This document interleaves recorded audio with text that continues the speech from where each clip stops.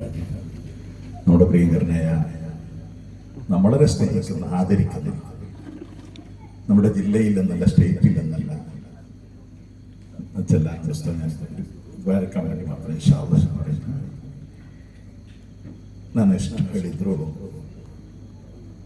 ಅದು ಹೆಚ್ಚಲ್ಲ. ನಾವೆಲ್ಲ ಇಂದು ಈ ಗ್ರಾಮೀಣ ಪ್ರದೇಶದಲ್ಲಿ ಒಂದು ಸಣ್ಣ ಸಂಸ್ಥೆ ಕಾಣುತ್ತಿದ್ದರೆ ಅದರ ಕಾರಣಕರ್ತ ನಮ್ಮ ಅಬ್ದುಲ್ ಖಾದರ್ ಹಾಜಿ ಅಂಚಿನಡ್ಕ ಅಥವಾ ಬ್ಯಾಂಗ್ಳೂರು. ಅವರು ಸಾಮಾನ್ಯ ನಿಮಗೆ ಗೊತ್ತಿರಬಹುದು, ನಮ್ಮ ತಾಲೂಕಿನಲ್ಲಿ ಕರ್ನಾಟಕ ಇಸ್ಲಾಮಿಕ್ ಸೆಂಟರ್ KIC ಎಂಬ ಒಂದು ದೊಡ್ಡ ಸಂಸ್ಥೆ ಕಟ್ಟಿ ಬೆಳೆಸಲಿಕ್ಕೆ ಪ್ರೋತ್ಸಾಹ ನೀಡಿದರು. ನಮ್ಮ ದಕ್ಷಿಣ ಕನ್ನಡ ಜಿಲ್ಲೆಯ ಪ್ರತ್ಯೇಕವಾಗಿ ಪುತ್ತೂರು ತಾಲೂಕಿನ ಯಾವುದೇ ಒಂದು ಮಸೀದಿ, ಒಂದು ಮದರಸಾ ಅಬ್ದುಲ್ ಖಾದರ್ ಹಾಜಿ ಅವರ ಸಹಾಯ ಹಸ್ತ ಚಾಚದ, ಸಹಾಯ ಹಸ್ತವಿಲ್ಲದ ಒಂದು ಸಂಸ್ಥೆ ಕಾಣಲಿಕ್ಕೆ ಸಾಧ್ಯ. ಅಲ್ಹಮ್ದುಲಿಲ್ಲಾಹ್, ನಾನು ಹಲವಾರು ಸಂಘ ಸಂಸ್ಥೆಗಳಿಗೆ ದುಡಿದು ಹಲವಾರು ಸಂಘ ಸಂಸ್ಥೆಗಳಿಗೆ ಅಬ್ದುಲ್ ಲತೀಫ್ PA ಮಾಶಾ ಅಲ್ಲಾಹ್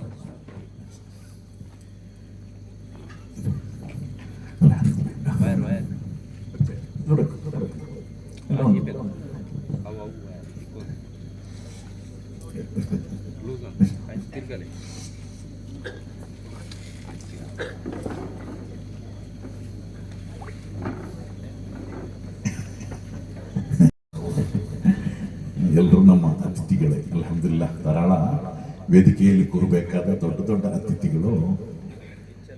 ಯಾಕೆಂತಂದ್ರೆ ಅಲ್ಹಮ್ದುಲಿಲ್ಲಾಹ್ ಈ ಸಂಸ್ಥೆ ನನಗೆ ಇದು ಆರಂಭಿಸಲಿಕ್ಕೆ ಪ್ರೋತ್ಸಾಹ ಕೊಟ್ಟು, ಧರ್ಮಿಯವರೇ ನೀವು ಸ್ಟಾರ್ಟ್ ಮಾಡಿದ್ದೀರಿ, ನಾನಿದ್ದೇನೆ ಅಂತ ಹೇಳಿ ಬಹಳ ಧೈರ್ಯ ತುಂಬಿದ ಒಬ್ಬ ವ್ಯಕ್ತಿ ಖಾದರ್ ಹಾಜಿ. ಅಲ್ಹಮ್ದುಲಿಲ್ಲಾಹ್, ಅವರ ಸ್ನೇಹಿತ ಶಮೀರ್ ಪಾಷಾ ಎಂಬ ಕರ್ನಾಟಕ ರಾಜ್ಯದಲ್ಲಿ ಪ್ರತ್ಯೇಕವಾಗಿ ಕೋಲಾರ ಜಿಲ್ಲೆಯ ಒಬ್ಬ ದೊಡ್ಡ ವ್ಯಕ್ತಿಯಾಗಿದೆ. ನಾನು ಅವರನ್ನು ನಿಮ್ಮ ಸಂಸ್ಥೆಗೆ ಕರ್ಕೊಂಡು ಬರ್ತೇನೆ ಧೈರ್ಯವೇ ಅಂತ ಹೇಳಿದ್ರು. ಅಲ್ಹಮ್ದುಲಿಲ್ಲಾಹ್, ನಮ್ಮ ಈ ಸಣ್ಣ ಸಂಸ್ಥೆಗೆ ಅಂತ ದೊಡ್ಡವರನ್ನು ಕರೆ ತರುವಾಗ ನಮಗೆ ಧೈರ್ಯ ಇಲ್ಲ. ಅದೇನು ಬೇಡ, ನಾನಿದ್ದೇನೆ ಅಂತ ಹೇಳಿದ್ರು. ಅಲ್ಹಮ್ದುಲಿಲ್ಲಾಹ್, ಸಮೀರ್ ಪಾಷಾ ಅದೇ ರೀತಿ ಆರೋಗ್ಯನಾಥ್ ಅಂತ ಹೇಳಿದಾಗ ನಮ್ಗೆ ಗೊತ್ತಾಗ್ತದೆ ಅವರ ಜೀವನ. ಖಾದರ್ ಹಾಜಿ ಅವರು ಹಾಗೆ, ಅವರಿಗೆ ಜಾತಿ ಮತ ಭೇದ ಗುಂಪು ಯಾವುದೂ ಇಲ್ಲ. ಒಬ್ಬ ಮಾನವೀಯ ಗುಂಪಿನ ಒಬ್ಬ ಮಾನವೀಯತೆ ಇರುವ ಒಬ್ಬ ವ್ಯಕ್ತಿ. ಅಲ್ಹಮ್ದುಲಿಲ್ಲಾಹ್, ಅವರೊಂದಿಗೆ ಲೋಕನಾಥ್ ಆರೋಗ್ಯನಾಥ್ ಸಹಿತ ಅವರದೊಬ್ಬರು ದೊಡ್ಡ ಒಬ್ಬ ಹೆಸರು ಸೂಚಿಸುವ ಹಾಗೆ ಈ ಜನತೆಯ ಆರೋಗ್ಯಕ್ಕಾಗಿ, ಒಳಿತಿಗಾಗಿ, ಸಾಮಾಜಿಕ ವರ್ಕರಾಗಿ ಕೆಲಸ ಮಾಡುವಂತಹ ಸಾಮಾಜಿಕ ಕಾರ್ಯಕರ್ತ. ಅವರನ್ನು ಸ್ವಾಗತಿಸ್ತಾ ಪ್ರತ್ಯೇಕವಾಗಿ ಈ ಸಂಸ್ಥೆಯ ಇಂದಿನ ಅಧ್ಯಕ್ಷತೆ ವಹಿಸುವ ಆದಮ್ ಹಾಜಿ ಕಮ್ಮಾಡಿ ಅಂತ ಹೇಳಿದ್ರೆ, ಅಲ್ಹಮ್ದುಲಿಲ್ಲಾಹ್, ಅಲ್ಲಾಹು ದೀರ್ಘಾಯುಷ್ಯ ಮತ್ತು ಆರೋಗ್ಯ ನೀಡಲಿ ಅಂತ ಹೇಳಿ ಪ್ರಾರ್ಥಿಸ್ತಾ ಇದ್ದಾರೆ. ಬಹಳ ಆರೋಗ್ಯದ ಆಫಿನಿ ಫಿಮನ್ ಆಫೈತ್, ನೀನು ಯಾವಾಗ ಪ್ರಾರ್ಥಿಸುವಾಗಲೂ ದೇವರೊಂದಿಗೆ ಆರೋಗ್ಯಕ್ಕಾಗಿ ಪ್ರಾರ್ಥಿಸು ಅಂತ ಹೇಳಿದ. ನಾವೆಲ್ಲರೂ ಇಂತಹ ಜನರಿಗೆ ಆರೋಗ್ಯಕ್ಕಾಗಿ, ಸಂಪತ್ತು ಬರಬಹುದು ಹೋಗ್ಬಹುದು, ಆರೋಗ್ಯ ಇದ್ರೆ ಮಾತ್ರ ಈ ಸಂಪತ್ತಿಗೆ ವ್ಯಾಲ್ಯೂ. ಅಲ್ಹಮ್ದುಲಿಲ್ಲಾಹ್, ನಾನು ಹೇಳಿದೆ, ನನ್ನ ಒಂದು ಚಿಕ್ಕಪ್ಪ, ಒಂದು ಕುಟುಂಬದ ಒಂದು ಸದಸ್ಯ, ನಮ್ಮ ಇಡೀ ಕುಟುಂಬದ ಯಾವುದೇ ಕಾರ್ಯ ಇದ್ರೂ ಅದಕ್ಕೆ ನಾವು ಪ್ರಥಮವಾಗಿ ಕಾಣುವುದು ಒಂದು ಕಾಲದಲ್ಲಿ ಕಮ್ಮಾಡಿ ಇಬ್ರಾಹಿಂ ಹಾಜಿ ಮರ್ಹೂಮ್ ನವ್ವರಲ್ಲಾಹು ಮರ್ಕದಹು, ಅವರ ಪರಲೋಕವನ್ನು ಅಲ್ಲಾಹು ಸಂತೋಷಗೊಳಿಸಲಿ. ಅವರ ಅದೇ ದಾರಿಯಲ್ಲಿ, ಅದು ಯಾರಿಗೂ ತಿಳಿಯದ ರೀತಿಯಲ್ಲಿ, ನಾನು ಈ ಸಂಸ್ಥೆ ಏನಿಲ್ಲ ಫೌಂಡೇಶನ್ ಇರುವಾಗ ಹೋಗಿ ಹೇಳಿದೆ, ನಾನು ಸಂಸ್ಥೆ ಆರಂಭಿಸ್ತೇನೆ. ಆಗ ನನಗೆ ಧೈರ್ಯ ಕೊಡಬೇಕು. ಇದು ಮೇಲೆ ಬರಲಿಕ್ಕೆ ಕಾರಣರಾದಂತ ಈ ಕಾರ್ಯಕ್ರಮದ ಅಧ್ಯಕ್ಷತೆ ವಹಿಸುವಂತ ಆದಮ್ ಹಾಜಿ ಕಮ್ಮಾಡಿ ಅವರು ಹೇಳಿದ್ರು, ನನಗೆ ಗೊತ್ತುಂಟಲ್ವಾ, ನನ್ನ ಆರೋಗ್ಯ ಮಾತ್ರ ಅಲ್ಲ, ಇವತ್ತು 2-3 ಕಾರ್ಯಕ್ರಮ ಇದೆ, 100 ಕಾರ್ಯಕ್ರಮ ಇರಲಿ, ಇವತ್ತು ಖಾದರ್ ಹಾಜಿ ಬರ್ತಾರೆ ಅಂತ ಹೇಳಿದೆ. ಯಾಕೆಂತ ಹೇಳಿದ್ರೆ ಖಾದರ್ ಹಾಜಿ ಅಂತ ಬರುವುದಂತ ಹೇಳಿದ್ರೆ ನಮ್ಮ ಊರಿಗೆ ಒಂದು ಹಬ್ಬ. ನಮ್ಮ ಖಾದರ್ ಹಾಜಿ ಸ್ವಲ್ಪ ದೊಡ್ಡ ವ್ಯಾವಹಾರಿಕ, ದೊಡ್ಡ ಸತ್ಯ ಹೇಳುದಾದ್ರೆ ಸಲೀಂ ಅವರೇ, ಒಂದು ವರ್ಷದಲ್ಲಿ 30 ಜೋಡಿಗಳು. 30 ಜೋಡಿಗಳು ಅಂತ ಹೇಳಿದ್ರೆ ಏನೋ ಒಂದು ಸಣ್ಣ ಒಂದು ಕರಿಮನಿ ಕೊಟ್ಟು ಮದುವೆ ಮಾಡಿಸಿದ್ದಲ್ಲ. 10 ಪವನ್ ಪ್ರತಿ ಮಹಿಳೆಯರಿಗೆ ಕೊಟ್ಟು 30 ಜೋಡಿಗಳನ್ನು ಒಂದೇ ಸಂದರ್ಭದಲ್ಲಿ ವಿವಾಹ ನೆರವೇರಿಸಿದ ಕರ್ನಾಟಕ ರಾಜ್ಯದಲ್ಲಿ ಒಬ್ಬ ವ್ಯಕ್ತಿ ಇದ್ದಾರೆ. ಧಾರಾಳ 100 ವಿವಾಹ ಮಾಡಿಸಿದವರು ಇರಬಹುದು. 10 ಪವನ್, ಅದರಲ್ಲಿ ಜಾತಿ ನೋಡಲಿಲ್ಲ, ಜಾತಿನ ಪ್ರಕಲ್ಪಿತ. ಅದರಲ್ಲಿ ಹಿಂದೂಗಳು ಇದ್ದರು, ಮುಸಲ್ಮಾನರು ಇದ್ದರು, ಎಲ್ಲರನ್ನ ಸೇರಿಸಿಕೊಂಡು ಈ ರಾಜ್ಯದಲ್ಲಿ ಒಂದು ಪ್ರಥಮವಾಗಿ ಸಾಮೂಹಿಕ ವಿವಾಹಕ್ಕೆ ನೇತೃತ್ವ ಕೊಟ್ಟಂತ ಖಾದರ್ ಹಾಜಿ. ತದನಂತರ ಅವರ ಓಟ ಇಡೀ ರಾಜ್ಯದಲ್ಲಿ ಸುತ್ತಾಡಿಕೊಂಡು, ಒಮ್ಮೆ ನನ್ನ ಮಸೀದಿ ಇದೆ, ಒಂದು ಮಸೀದಿ ಕಾರ್ಯಕ್ರಮಕ್ಕೆ ಅವರು ಬಂದಾಗ ಇಲ್ಲಿ ಹತ್ತಿರದ ಒಂದು ಮದ್ರಸ ಏನೋ ಅವರು ಸ್ಲ್ಯಾಬ್ ಮಾಡ್ಲಿಕ್ಕೆ ಕಾಯ್ತಾ ಇದ್ರು. ಆಗ ಅವರು ಹೇಳಿದ್ರು, ಖಾದರ್ ಹಾಜಿಯನ್ನು ಒಮ್ಮೆ ನಮ್ಗೆ ಪರಿಚಯ ಪಡಿಸಿಕೊಡಿ ಅಂತ.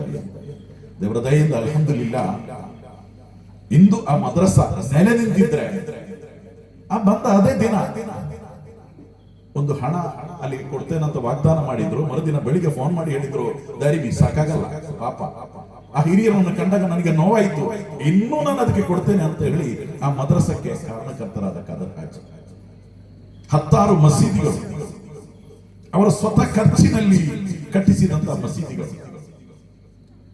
ಮಾತ್ರ ಅಲ್ಲ, ಯಾವುದೇ ಒಬ್ಬ ಅನಾಥ, ಯಾವುದೇ ಒಬ್ಬ ಬಡವ ಮದುವೆ ಫಿಕ್ಸ್ ಮಾಡಿದೆ, ನನಗೆ ಯಾವುದೇ ದಾರಿ ಇಲ್ಲ ಅಂತ ಹೇಳಿದ್ರೆ ನಿನಗೆ ಎಷ್ಟು ಬೇಕು ಅಂತ ಹೇಳಿ ಅವರ ಮದುವೆಗೆ ಸಹಾಯ ಮಾಡಿದ ಖಾದರ್ ಹಾಜಿ ವ್ಯವಹಾರದಲ್ಲಿ ಬಲು ದೊಡ್ಡ. ನಾನು ದುಬೈಗೆ ಹೋದಾಗ ಒಂದು ಕಾರ್ಯಕ್ರಮದಲ್ಲಿ ಇದ್ದು, ನಮ್ಮ ಇವತ್ತು ನಿನ್ನೆ ಅವರು ಆ ಸಂಸ್ಥೆಯನ್ನ ಎಷ್ಟೋ ವರ್ಷದಿಂದ ಸಂದರ್ಶನ ಮಾಡಿದ್ರು.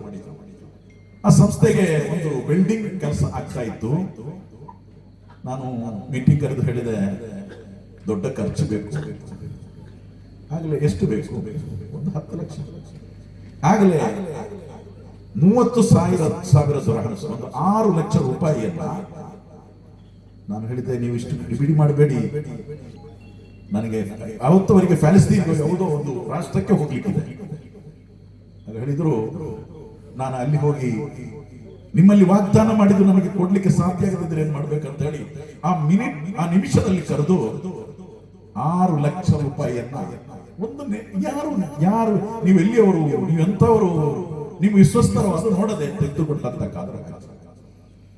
ನಾವು ಸುಮಾರು 6,000 ಜನರನ್ನ ಸೇರಿಸಿಕೊಂಡು ಪರಿಶುದ್ಧ ರಂಜಾನ್ ತಿಂಗಳಲ್ಲಿ ಬರೇ ಒಂದು ಸ್ವಲ್ಪ ಸಕ್ಕರೆ ಮತ್ತು ಅಕ್ಕಿ ಕೊಟ್ಟದ್ದಲ್ಲ, ಆ ಮನೆಗೆ ಒಂದು ತಿಂಗಳಿಗೆ ಎಷ್ಟೆಲ್ಲ ಬೇಕು ಖರ್ಚುಗಳನ್ನು ಕೊಟ್ಟಂತ ದಾನಿ.